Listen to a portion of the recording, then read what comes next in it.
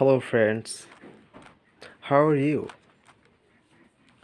How to solve beginner's method. Step 1, make a cross on the bottom layer. Step 2, solve S pieces on the bottom. Step 3, solve S pieces on the middle layer. Step 4, make a cross on the top layer. In this step, you will make a cross on the top using an algorithm.